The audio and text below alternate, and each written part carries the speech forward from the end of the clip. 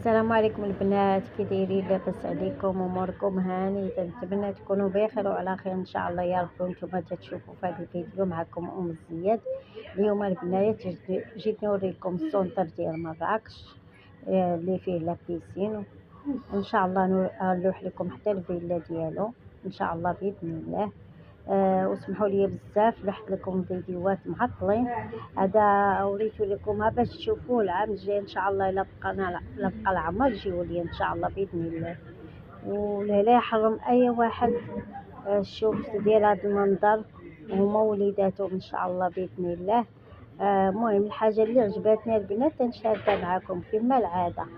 هنا البنات وريت لكم لابيسين الصغير والكبير، وريت لكم المناظر، وريت لكم الشكل، وريت لكم كل شيء.